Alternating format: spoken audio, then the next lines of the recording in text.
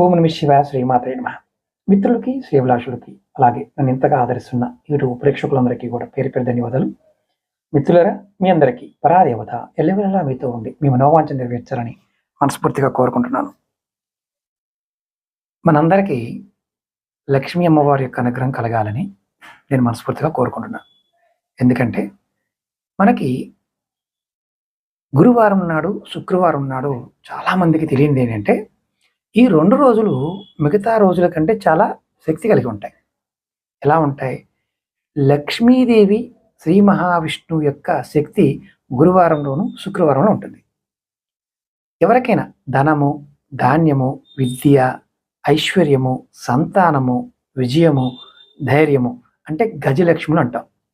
ఈ గజలక్ష్ముల్ని గురువారం నాడు, శుక్రవారం నాడు పూజ చేయడం ద్వారా, లక్ష్మీ వారాల వ్రతం చేయడం ద్వారా, లక్ష్మీ సహస్రనామం పారాయణం చేయడం ద్వారా, అలాగే శ్రీ మహావిష్ణువు యొక్క స్తోత్ర పారాయణం చేయడం ద్వారా, అలాగే ఆ రోజు ఉపవాస దీక్షల ద్వారా కూడా అష్టసిద్ధులు సిద్ధింపచేస్తుంది కలికాలంలో అని తంత్రశాస్త్రం చెప్తుంది. చాలామందికి ఏంటంటే అనుమానం ఉంటుంది. ఏంటి, మామూలుగా చేస్తే పెద్ద పెద్ద పూజలు చేయకుండా చిన్న చిన్న వాటితో అయిపోతుందా? ఖచ్చితంగా అవుతుంది. ఎవరైనా సరే గురువారం, శుక్రవారం నాడు లక్ష్మీ అమ్మవారి యొక్క స్తోత్రాన్ని, సహస్రనామాన్ని, విష్ణు స్తోత్రాన్ని పారాయణం చేస్తూ ఉంటే వారికి అష్టసిద్ధులు సిద్ధింపడానికి అవకాశాలు 100% ఉంటాయి. ఇది నేను చెప్పడం కాదు, తంత్రశాస్త్రం చెప్తుంది.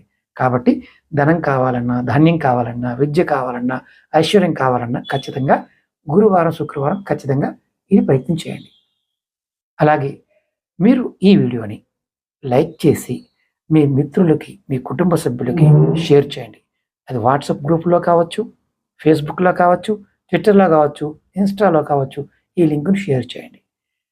అందరు తెలుసుకొని అందరి జీవితాల్లో అద్భుతాలని మీరు సృష్టించిన వారు అవుతారు.